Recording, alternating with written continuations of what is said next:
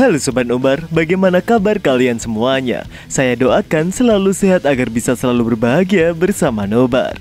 Kali ini Nobar akan menceritakan sebuah alur film yang berjudul Fearless Kung Fu King. Film yang dirilis tahun 2020 ini menceritakan tentang seorang raja kungfu legend dari Cina yang tak dapat dikalahkan oleh siapapun. Hingga suatu hari datang samurai terbaik dari Jepang yang datang menantangnya. Apakah dia akhirnya akan kalah dan bagaimanakah aksinya? Tanpa basa-basi lagi, ini dia intronya.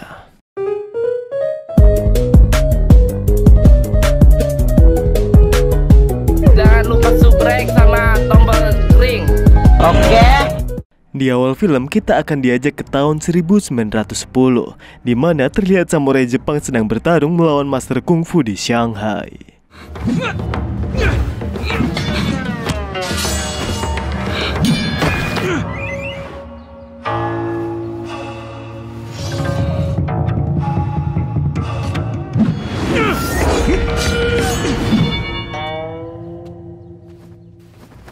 Pertarungan itu pun dimenangkan oleh Miyamoto, si samurai dari Jepang. Ia kemudian membuat tantangan terbuka untuk menantang semua master kungfu terbaik yang ada di Cina. Di tempat lain ternyata Yuan Jia dan Jin Chun juga mengetahui informasi itu. Sebenarnya Yuan Jia menolak tantangan itu, tapi setelah dinasehati oleh si Jin Chun bahwa ini adalah kesempatan untuk menunjukkan semangat bangsa Cina, Yuan Jia pun bersedia untuk mempertimbangkannya lagi. Ia pun pulang ke rumahnya lalu merenung di depan prasasti almarhum ayahnya. Tiba-tiba ia pun teringat peristiwa 20 tahun yang lalu. Tahun 1898, saat kakak Yuan Jia yang bernama Yuan Ying sedang melaksanakan pernikahan, tiba-tiba datang seorang yang langsung mengacaukan acara itu.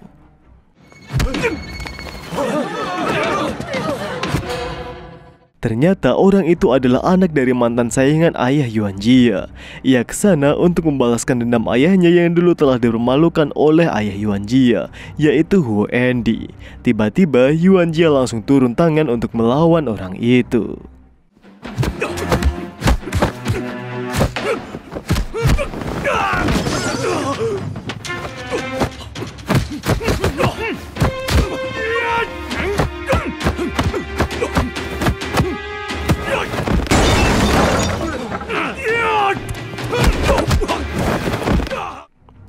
Untung saja ayah Yuan Jia masih berbaik hati pada orang itu. Ia melepaskannya dan malah menghukum si Yuan Ji. Ia sangat marah pada anaknya karena diam-diam belajar kungfu, padahal sudah ia larang sejak dulu. Yuan Jia pun merasa tidak terima, karena buktinya tanpa diajari pun dia bisa lebih hebat daripada kakaknya. Apalagi saat orang tuanya tidak mengajarinya jurus tinju yang sudah turun-temurun di keluarganya. Ayahnya malah mengajarinya tentang kesabaran. Yuan Jia yang merasa kecewa lalu pergi meninggalkan rumahnya. Di tempat lain, tepatnya di Beijing, Permaisuri Cixi mengutus Jenderal Yuan untuk pergi ke Tianjin, di mana di sana dicurigai menjadi tempat persembunyian para pemberontak. Ia meminta agar para pemberontak itu dihabisi di tempat. Sementara itu di dermaga Tianjin, Jin Chun sedang mengambil pesanan obat dari kapal. Tiba-tiba anak buah Jenderal Yuan mendatanginya untuk meminta jatah upeti kepada si Jin Chun. Sialnya bersamaan dengan itu pemberontak yang ia selundupkan tak sengaja lewat sana bersama Putri Yu. Dengan ketakutan ia mengaku bahwa dirinya adalah seorang tabib. Tanpa pikir panjang, anak buah Jenderal Yuan memintanya untuk mengobatinya.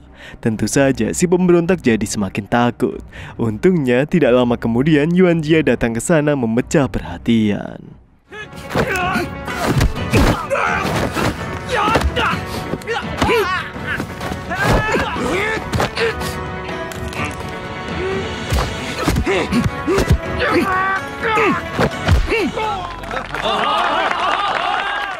Malam telah tiba.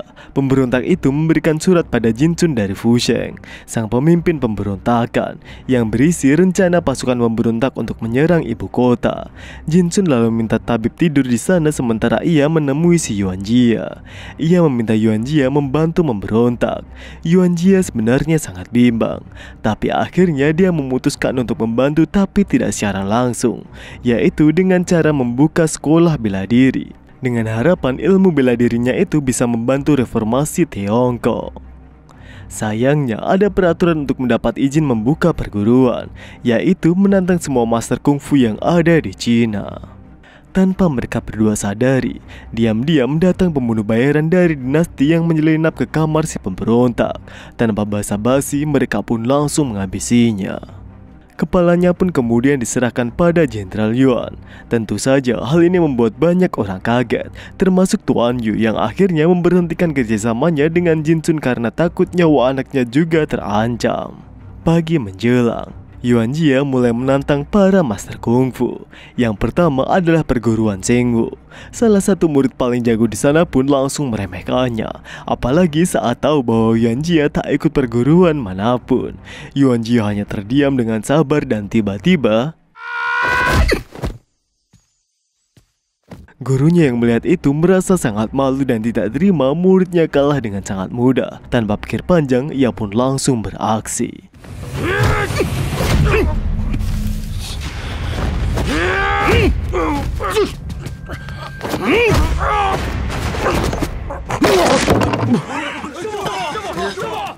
Bermodalkan kemenangan itu, ia mengumumkan bahwa ia akan segera membuka perguruan terbesar di Tianjin. Kemenangan Yuan juga disambut dengan baik oleh si Jin Chun. Namun tiba-tiba Jenderal Yuan dan pasukan kaisar mendatangi mereka.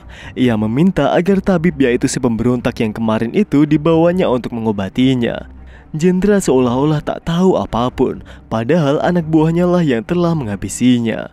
Ia hanya ingin mengetahui apakah Jin Chun ini terlibat dalam pemberontakan atau tidak. Jin Chun menjawab dengan penuh kebingungan, hingga membuat anak buah Jenderal Yuan merasa emosi. Untung saja Jenderal Yuan masih menahannya dan mereka pulang dengan kesimpulan Jin Chun juga pemberontak. Malam harinya Yuan Jia mulai mengajar kungfu pada murid pertamanya, yaitu Liu Sheng.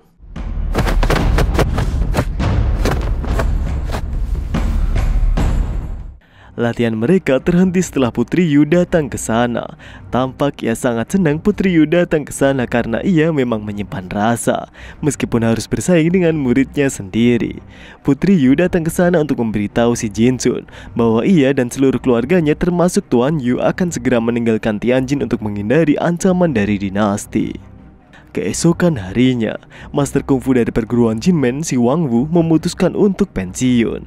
Ia pun menyerahkan gelarnya pada murid terbaiknya, yaitu si Youlan. Tiba-tiba Jenderal Yuan datang ke sana. Ia memprovokasi mereka dengan memberitahukan bahwa Yuan Jia adalah orang terkuat di Tianjin yang tak bisa dikalahkan.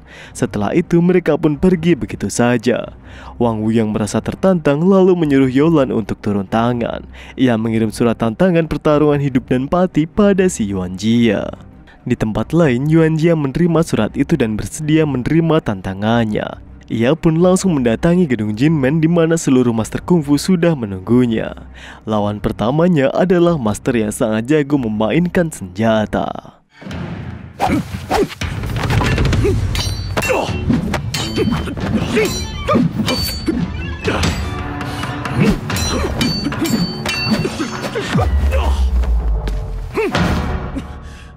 Bagi Yuan Jia terlalu mudah untuk mengalahkan master itu. Ia pun berlanjut menemui master berikutnya, master buta yang sangat jago Wing Chun. Agar sportif, ia pun juga menutup matanya dan pertarungan pun dimulai.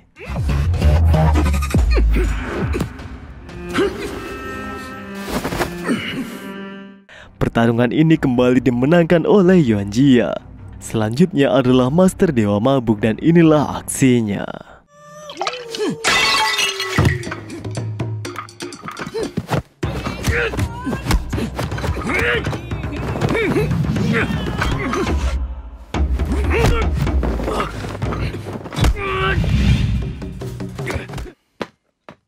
Semua berhasil Yuan Jia kalahkan dengan cukup mudah.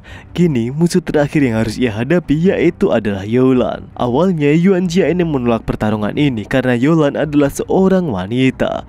Tapi tiba-tiba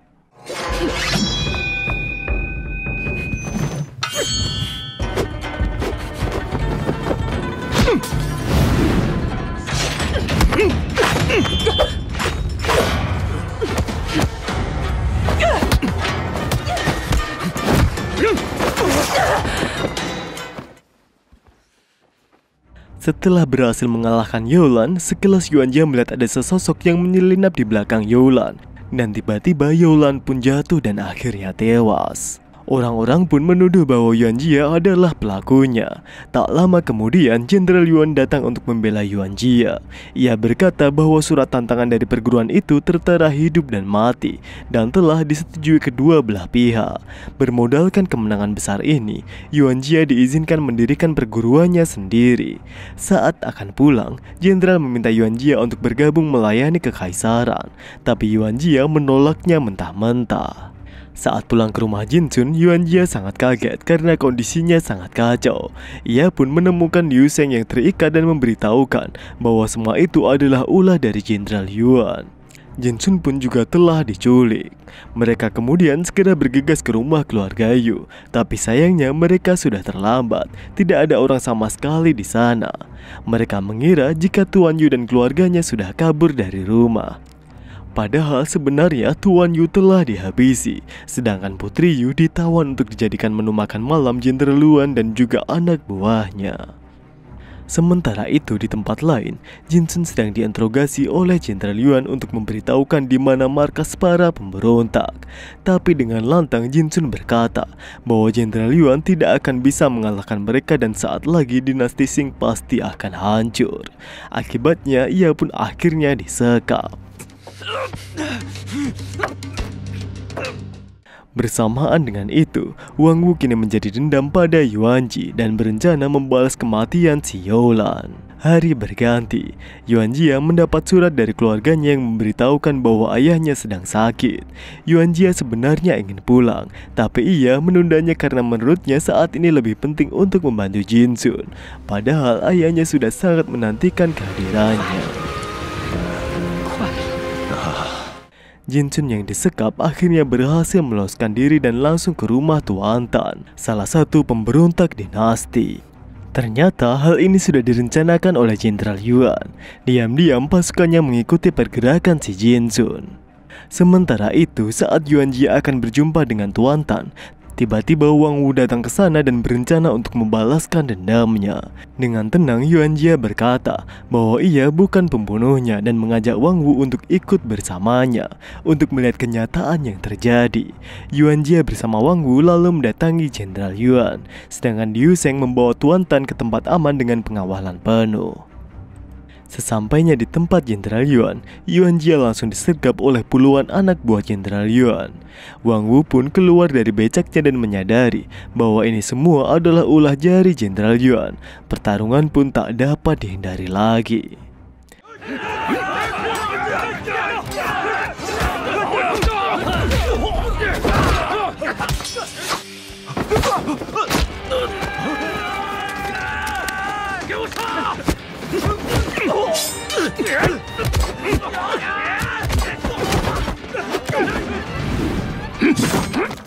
Di tengah-tengah pertarungan itu, Wang Wu menyuruh Yuanjia melindungi Tuan Tan dan ia akan mengatasi sisa anak buah Jenderal Yuan.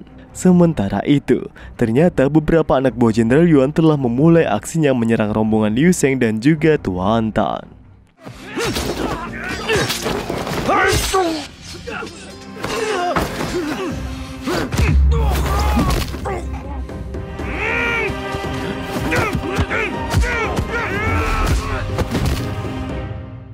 Meskipun Tuan Tan berhasil selamat, tapi sayang sekali, Yuanjia terlambat datang sehingga nyawa Liu Sheng, murid pertamanya, tak bisa ditolong lagi.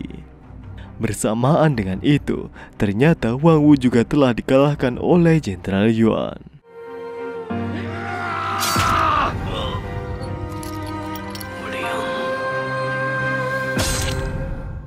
Malam menjelang, di bawah guyuran hujan, Yuanjia pergi ke tempat Jenderal Yuan untuk menyelamatkan si Wang Wu. Tapi lagi-lagi ia terlambat datang. Kepala Wang Wu telah digantung di tiang. Emosi Yuanjia pun seketika memuncak dan ia pun langsung beraksi.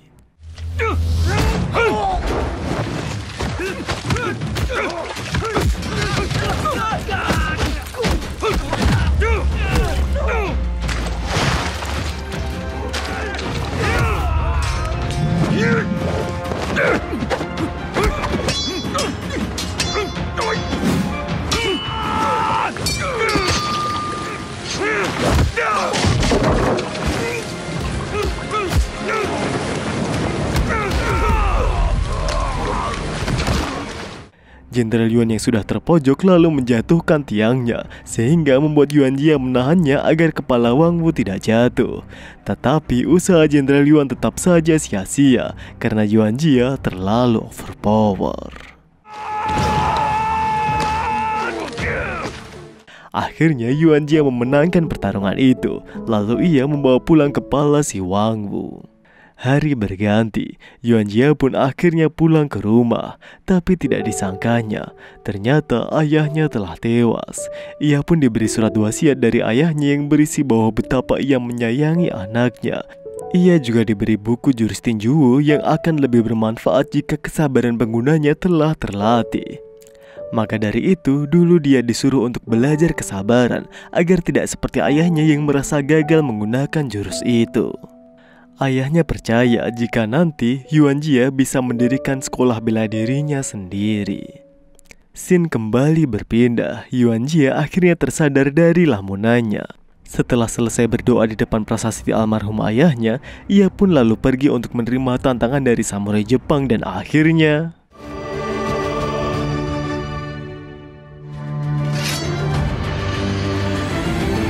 film pun berakhir. Bagaimana menurut kalian film ini? Dari sini kita bisa belajar bahwa penyesalan selalu datang terlambat. Ada nggak nih dari kalian di sini semua yang pada nonton nih, yang pernah mengalami penyesalan terbesar dalam hidup kalian yang sampai sekarang itu nggak bisa dilupain sama sekali?